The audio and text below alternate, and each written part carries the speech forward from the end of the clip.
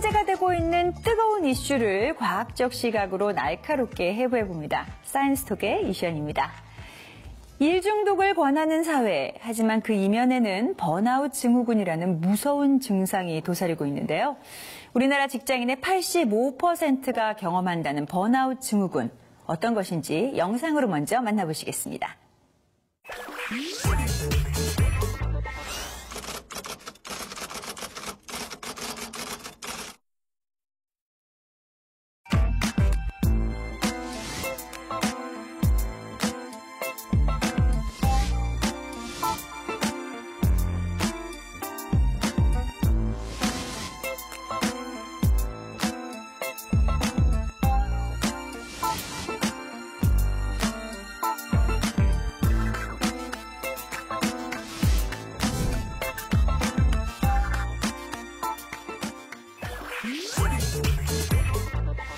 대한민국 직장인의 하루 근무 시간은 10시간, 그에 비해서 수면 시간은 3, 4시간밖에 되지 않다고 합니다.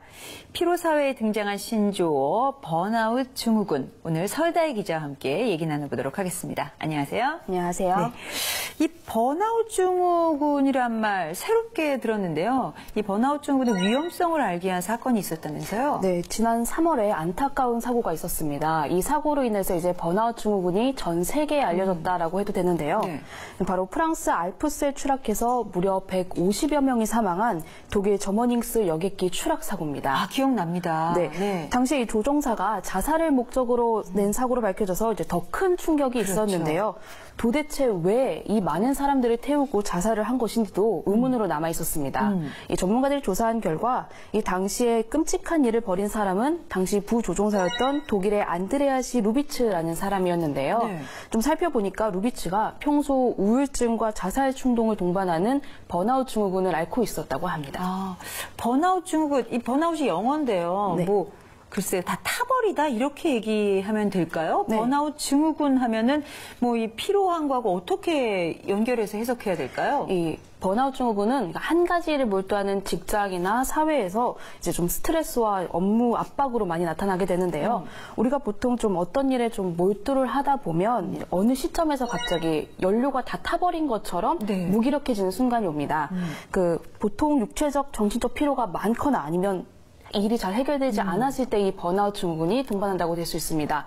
근데 보통 사람들이 문제는 이걸 내가 번아웃 증후군인지 모르고 넘어가는 일이 많다는 겁니다. 네, 그 번아웃 증후군이라는 말도 이번에 처음 들었어요. 그러면은 이번 사건 때문에 새롭게 만들어진 말입니까? 네, 사실 좀 잘 알려지지 않았을 뿐이지 이미 1970년대에 등장한 용어입니다. 아, 정말요? 네, 뉴욕의 심리치료사 하버트 프로이덴버거가 처음 이제 고안해낸 단어인데요. 이 프로이덴버거가 사람들을 좀 관찰을 하다가 간호사처럼 남을 돌보는 직업을 가진 사람들이 이 번아웃 증후군 증상을 좀 많이 갖고 있다라고 이제 발견을 했습니다. 아무래도 간호사라는 직업이 다른 직업보다 조금 사명감이 좀 있어야 되고 또 자기 헌신적으로 환자를 돌봐야 되는 직업이니까 그렇게 분석하지 않았나 싶은데요. 최근에는 간호사 직군뿐 아니라 뭐 전 직군에서 이 번아웃 증후군이 나타난다고 볼 수 있고요. 심지어는 집안일을 하는 가정주부에게도 이 증후군이 발생한다고 할 수 있습니다. 그렇군요. 아, 1970년대부터 그렇게 스트레스를 받고 피로하다라고 느끼는 분들이 있었구나라고 생각하니까 참 오래된 병이라는 생각이 듭니다. 근데 저희가요, 뭐 현대인들은 항상 피곤해, 막 스트레스 받아, 막 이러면서 요즘 특히 육체적으로는 만성 피로를 호소하시는 분들이 많거든요. 그럼 이 만성 피로하고 번아웃하고는 뭐 어떤 점이 다른 건가요? 뭐 약간 비슷하기도 하지만 엄밀히 조금 다른 부분이 있습니다. 이 만성 피로는 신체적인 피로를 이야기합니다. 네. 보통 고된 일을 보낸다거나 아니면 혹은 잦은 음주 때문에 발생하는데요. 이제 무리한 일상생활 속에서 신체 내부 기관이 조금 이제 나 힘들어 하고 요구를 하는 거죠. 그쵸. 그래서 자꾸만 쉬고 싶어 하는 증상이 나타나는 거고요.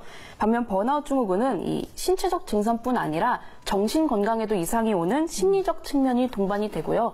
나타나는 증상조차도 만성 피로보다 조금 더 높은 위험분의 것들이 나타나기도 합니다. 아, 정신 건강이라고 하시니까 전 스트레스가 문득 먼저 떠오르는데 사실 뭐 이런 스트레스나 정신적인 건 그냥 나타나는 거라고 생각을 하지 이게 무엇이 원인이 돼서 나타난다라는 생각은 못 하거든요.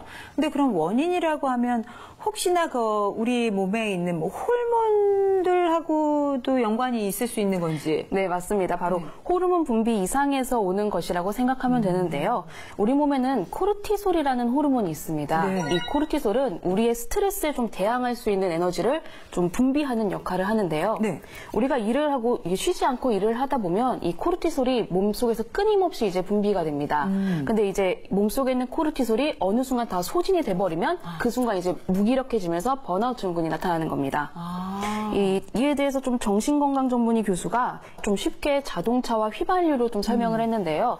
이 자동차가 처음에 휘발유를 가득 싣고 달릴 때는 쌩쌩 달릴 수 있겠죠. 네. 근데 어느 순간 휘발유가 다 소진되고 나면 자동차가 멈춰버리는 것처럼 이제 우리 몸에 휘발유 같은 코르티솔이 다 소진되면 이제 정상적인 생활이 멈춰버리는 것이다라고 설명을 해줬습니다. 그럼 정상적인 생활이 멈춰버리면서 육체적인 것뿐만이 아니라 정신적으로도 뭔가 이제 안 좋은 생각을 하고 이런 문제를 일으킬 수 있다라는 말씀이군요. 네, 그렇죠.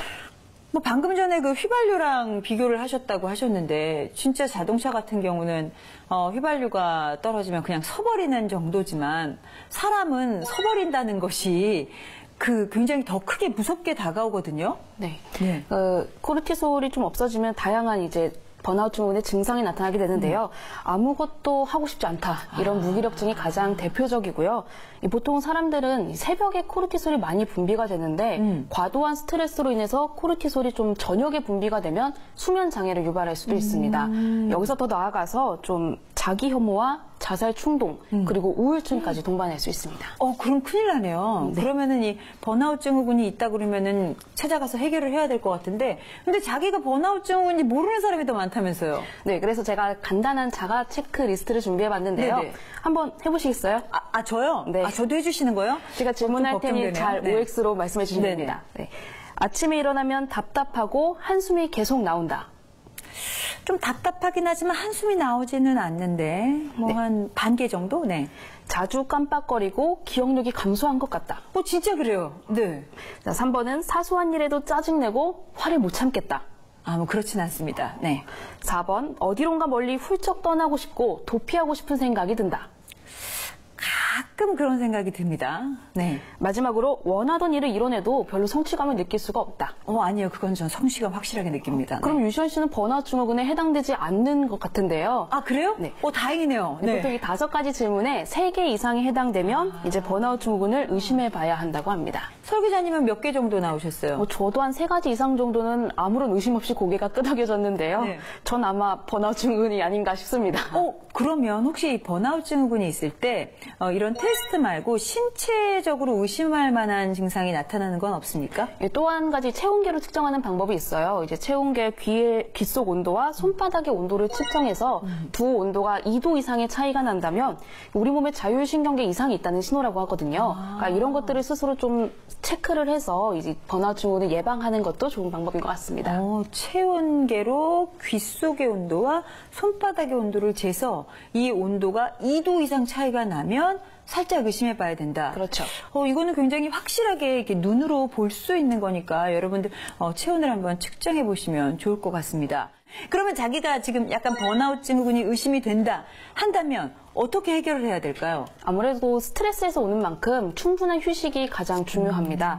한 심리 전문가에 따르면 우리나라 사람들은 좀 감정 표현이 서툴고 스트레스 해소 방법을 잘 모르기 때문에 이 번아웃 증후군에 걸릴 확률이 더 높다고 말하는데요. 반면 가까운 일본 사람들은 좀 우리와 달라서 스트레스 해소 방법도 잘 알고 또 충분한 휴식 방법을 잘 알고 있기 때문에 이 번아웃 증후군이 큰 문제가 되지 않는다고 합니다. 그러니까 스스로 좀 양질의 이제 휴식을 취하는 것이 가장 중요하고요. 혹시나 이제 스스로 휴식을 취하기 힘들다면 스트레스 클리닉이나 심리치료의 도움을 받는 것도 한 가지의 방법이라고 할 수 있습니다. 그렇군요. 무엇이든 쌓아두는 것이 가장 나쁜 것이 아닌가 싶습니다. 네. 그러니까 뭔가 좀 속상한 일이라든가 스트레스를 받는 것이 싶으면 좀 그때그때 해소를 하시는 방법을 찾는 것이 좋을 것 같고요.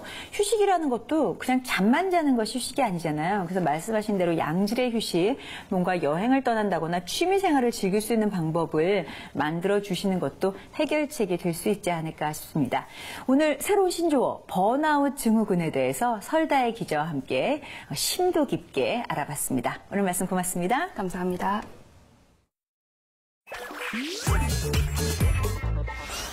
경쟁 사회를 살아가다 보니 여유를 잃어버린 것은 아닌지 한 번쯤 돌아보게 되는데요.